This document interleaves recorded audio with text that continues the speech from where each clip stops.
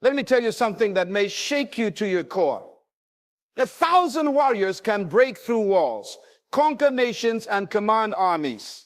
But a single praying woman can shift the atmosphere of a generation. A woman on her knees is not weak. She's in position not to surrender, but to dominate, not to complain, but to legislate. Because when a woman prays, she touches what no weapon can destroy. She taps into the mind of God. You see, the most dangerous woman on the planet is not the one who shouts the loudest, dresses the boldest, or commands a boardroom. The most dangerous woman is the one whose spirit is aligned with heaven. She's not afraid of loss. She's not shaken by betrayal. She's not broken by rejection, because she has learned the art of spiritual detachment. Her value is not tied to opinions. Her joy is not rooted in circumstances. Her peace is not borrowed from the world. It's anchored in the presence of God. When a woman prays, she detaches emotionally, not because she doesn't care, but because she has clarity. She knows who she is. She knows where she's going. She knows who sent her. And when you know your source, you don't panic when the supply looks low. You trust the reservoir that never runs dry. A praying woman is dangerous because she doesn't just fight battles. She wins them before they begin. She steps into a room and the atmosphere shifts. Not because of her beauty, not because of her name, but because of the weight of who walks with her. Prayer makes her heavy in the spirit. You don't see her crying out for attention. She's commanding legions in silence. You don't see her arguing to be understood. She speaks where it matters in the courts of heaven. And when her emotions rise, she doesn't lash out. She bows down. That's the mystery. That's the power. She's not ruled by how she feels, because she's ruled by what God said. You see, emotional detachment is not coldness, it's authority. But when your soul is anchored, you don't chase storms, you calm them. A woman who prays is never desperate for validation. You can leave her, but you can't remove her purpose. You can betray her, but you can't touch her calling. Because what she carries is not on the surface, it's in her spirit. She has learned to live above the noise, beyond the drama, and beneath the shadow of the Almighty. And while warriors may rely on strength, she relies on strategy. She listens, she waits, she discerns. Because prayer makes her surgical. She doesn't waste time fighting shadows. She targets spirits. She doesn't scream to be heard. She speaks to be obeyed. Her confidence intimidates people who expect her to fall apart. But what they don't realize is she already broke in prayer. She already wept in secret. She already surrendered in silence. Now she walks in strength, not because she has it all together, but because she knows the one who holds all things together. Let me tell you, the reason she doesn't chase approval is because she already received affirmation in this secret place. The reason she walks away from chaos is not because she's weak, but because she has vision. And vision doesn't wrestle with distractions. Prayer grants access to divine intelligence that no weapon can defeat. When a woman steps into the posture of prayer, she is not just engaging in a spiritual ritual. She is aligning herself with the eternal mind of God. Human wisdom is limited by time, space, and circumstance. But divine intelligence flows from a realm beyond the boundaries of human comprehension. A praying woman taps into strategies that generals cannot conceive, solutions that intellectuals cannot explain, and outcomes that natural systems cannot predict. Prayer is not just communication, it is communion. It is where God downloads into her spirit what is hidden from the eyes of the proud and powerful. Why armies depend on information, surveillance, and weapons? The praying woman operates through revelation. Revelation is divine intelligence revealed through intimacy. And when you have revelation, you don't need to fight like the world fights. You already know the outcome because you've consulted the source of outcomes. This is why a praying woman is so dangerous, because her strength is not visible, but it is undeniable. She walks into places and knows what no one has said. She sees what others are blind to. She prepares before the storm hits. Why? Because God whispered it to her in prayer. This divine intelligence gives her an advantage that cannot be matched. It makes her accurate. It makes her discerning. It makes her unshakable. You can't trap her because she's already 10 steps ahead. You can't deceive her because her eyes are open in the spirit. The praying woman has traded opinion for instruction, emotion for revelation, fear for strategy. And with that kind of intelligence flowing through her, she becomes a force that no enemy can conquer, no betrayal can derail, and no crisis can destroy. A woman who prays is not reacting. She is commanding outcomes from heaven. She is not a victim of circumstances. She is an architect of atmospheres. While others panic in the face of crisis, she retreats into prayer, not to escape, but to legislate. Prayer is not her last resort. It is her governing seat. She understands that authority is not demonstrated through reaction, but through intentional alignment with divine will. When she bows her head in prayer, she is not begging for mercy. She is issuing decrees under divine authority. The world may interpret her stillness as silence, but heaven knows she's speaking into realms that shape destinies. Her prayers are not emotional outbursts. They are calculated commands rooted in the word of God. She doesn't merely ask for peace, she declares it. She doesn't just hope for provision, she speaks it forth from a place of covenant, because she knows that prayer is not about reacting to what the enemy has done. It is about accessing what God already finished. This woman does not wait for others to set the tone. She goes before the throne and sets it herself. Her prayer life has matured beyond requests. Now she issues instructions. She has grown beyond desperation. Now she walks in dominion, because through prayer she has discovered that outcomes are not decided on battlefields. They are decided in secret places where only the submitted can hear the strategies of God. She does not fight fire with fire. She releases living water. She does not respond to manipulation with emotion. She responds with prophetic declaration. Her presence in prayer is a threat to the enemy because she no longer reacts to life. She rules over it, and when she speaks, it is not from her flesh. It is from the courtrooms of heaven. True spiritual warfare begins not in noise, but in stillness before God. The world has conditioned people to believe that power is proven through volume, chaos, and force. But in the kingdom of God, the greatest victories are birthed in stillness. A praying woman understands this. She doesn't rush into battle shouting with fear or flailing with frustration. She sits quietly, listens intentionally, and waits strategically. Her stillness is not passivity. It is preparation. She knows that the loudest spirit is not always the most powerful, and the strongest person is not always the most aggressive. Stillness is where clarity is born. In that quiet place, away from the distractions and drama of life, she receives instruction. She listens to the whispers of the Spirit while others are reacting to noise. She discerns the movement of heaven while others are busy fighting shadows. In that stillness, her soul is realigned with truth and her emotions are brought into submission. The stillness before God is where her strength is renewed and her vision recalibrated.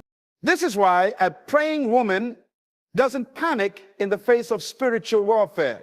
She doesn't immediately respond to the attack. She withdraws, not in fear, but in faith. She steps into the stillness because she knows that God speaks clearest when everything else is quiet. Her posture of silence is not weakness, it is wisdom. Because warfare is not won through reaction, but through revelation. And revelation doesn't come through noise, it comes through intimacy. In the stillness, God reveals the enemy's schemes, exposes hidden motives, and unveils divine strategies. And when she emerges from that place of stillness, she is not confused. She is focused. She is not shaken. She is settled. She is not guessing. She is guided, because the true war was already won in the silence before the noise ever started. A praying woman detaches from emotional chaos because her soul is anchored. She is not easily swayed by every offense, every rejection, or every misunderstanding. Why? Because she has learned to anchor herself in something deeper than feelings. She is anchored in the presence of God. Her emotions are real, but they do not rule her. Her heart may be tender, but it is not weak. Through prayer, she has trained her spirit to lead and her soul to follow. She knows that storms will come, people will fail her, and seasons will shift, but none of that can pull her under if her anchor holds. Emotional chaos thrives where there is no clarity, but a praying woman has clarity. She knows who she is, and why she's here. So when others are drowning in confusion, she is steady. When others are reacting in fear or anger, she responds in wisdom. Because she has touched something eternal in prayer, she is no longer enslaved to temporary emotions. Her peace is not circumstantial. It is supernatural. People may accuse her of being distant, detached, or indifferent. But what they don't see is that her detachment is protection. It's the fruit of discipline. She doesn't get entangled in petty battles because she's engaged in a higher war. She doesn't carry emotional burdens that God never asked her to bear. Through prayer, she releases the weight. Through prayer, she surrenders the offense. Through prayer, she finds rest for her soul. This detachment is not denial. It is discernment. She chooses not to react because her energy is reserved for her assignment. She doesn't let every voice enter her spirit because only one voice governs her life. That's why she's calm when others expect her to crumble. Her detachment is not absence, it's alignment. Her identity is not shaped by her environment, but by her divine assignment. A praying woman does not allow her surroundings to define her worth, her potential, or her purpose. While many are molded by what happened to them, who left them, or where they come from, she lives from the inside out, not the outside in. She understands that her assignment came before her birth, and her destiny was spoken before her experience. Because of this, she is not confined by labels, limited by culture, or imprisoned by history. She is informed by heaven. This woman may walk through rejection, but she is not rejected. She may face betrayal, but she is not broken. Why? Because she has found her identity in the presence of the one who called her by name before the foundations of the world. Her prayer life keeps her connected to the truth of who she really is. So even when life tries to rename her with pain, loss, or failure, she holds fast to what God has spoken. Environments can change. People can change. Circumstances can shift. But a divine assignment is eternal. It cannot be canceled by criticism, delayed by dysfunction, or erased by human opinion. That is why she doesn't adapt to the world around her. She transforms it. She walks into rooms with quiet authority, not to impress, but to impact. She doesn't chase status or acceptance because she knows she was sent, not just born. Her life is purpose-driven, not performance-driven. She's not trying to be enough. She already is. Prayer keeps her centered, grounded, and focused on the reason she exists. And because of that, she's not reactive to the noise of the world. She's responsive to the voice of her assignment. Her identity is not up for negotiation. It was offered in heaven. A praying woman is dangerous because she doesn't fight people. She speaks to realms. She understands that her true enemy is not flesh and blood. She doesn't waste her strength arguing with critics, chasing after betrayal, or seeking revenge. She has matured beyond emotional warfare. Her battles are not carnal, they are spiritual. When conflict arises, she doesn't fight in the natural. She rises in the spirit, because prayer has taught her that people are not the problem. The spirit behind the problem is, and to fight effectively, she must war in the right realm. While others fight symptoms, she targets roots. She doesn't engage in gossip. She shuts down principalities. She doesn't retaliate with words. She confronts darkness with divine truth. Her authority does not come from her volume, it comes from her alignment. And when she prays, she doesn't just ask, she legislates. She commands things to shift in the realm where they were first formed. Because what happens in the physical is only a reflection of what has already been decided in the spiritual. This woman is dangerous because she knows how to access the unseen. She doesn't need a stage or a platform to make impact. In the secret place, she moves mountains. Behind closed doors, she reroutes generational patterns. She doesn't cry to people, she cries to heaven, and heaven responds. She knows that when she speaks from that place of spiritual authority, things must obey. Demons recognize her voice, not because she is loud, but because she is legitimate. Prayer has made her fluent in the language of the kingdom. And because of this, she is not intimidated by resistance. She knows her assignment, she knows her weapons, and she knows the realm where real battles are won. That's why she doesn't fight people. She speaks where the power truly lives. She's not desperate, she's discerning, because prayer makes her sensitive to purpose. Desperation is born from fear, lack, and insecurity. But a praying woman does not operate from a place of neediness. She moves with clarity. She doesn't chase opportunities. She discerns divine timing. She doesn't cling to relationship. She evaluates alignment, because through prayer, her spirit has been trained to recognize what is sent by God and what is simply a distraction in disguise. While others are driven by urgency, she is anchored in revelation. She doesn't make hasty decisions because she's not trying to fill a void. She's obeying a vision. She's not controlled by what she sees because she's guided by what she hears in the secret place. Her prayer life has sharpened her discernment. She can sense when something is not of God, even if it looks good. She can feel when a door is not divine, even if it's wide open, because she's not governed by her desires, she's governed by her purpose. This is what makes her so dangerous. She's not impressed by status, wealth, or applause. She's impressed by fruit. She doesn't follow crowds. She follows the cloud. Desperation causes compromise, but discernment protects destiny.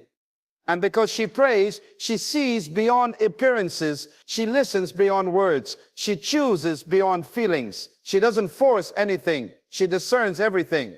In her quiet moments with God, she's trained to identify seasonal assignments, divine connections, and even hidden traps. That's why she doesn't beg for love, chase validation, or cling to what's leaving. She knows that anything aligned with her purpose will remain, and anything that isn't will be removed. Her peace flows from her discernment, and her discernment flows from a life deeply rooted in prayer. This is why she's not desperate, because she knows exactly what she carries and who she is carrying it for. Her confidence flows not from applause, but from the secret place where God whispers. Applause is loud, fleeting, and often conditional. It rises and falls with people's moods, trends, and opinions. But a praying woman doesn't need the noise of external validation to feel secure. She has learned to find her confidence in the quiet, in the hidden place of prayer.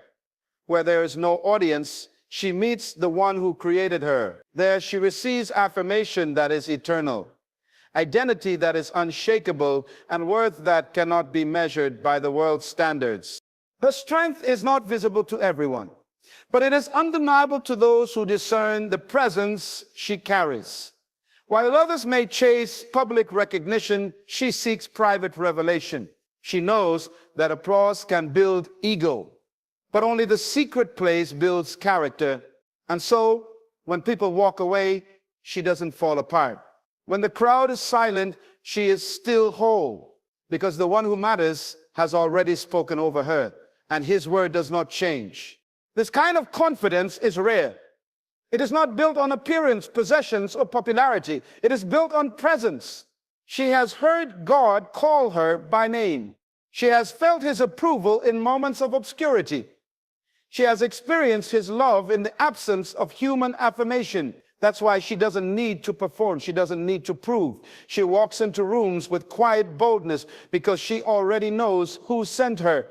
Prayer has taught her that being seen by God is greater than being praised by man. And so her security is not in platforms, but in purpose, not in applause, but in alignment. She is rooted in the secret place, and that rootedness makes her unshakable in public, because confidence built in God can withstand anything built by man. She is calm in crisis because her emotions are submitted to eternal truth.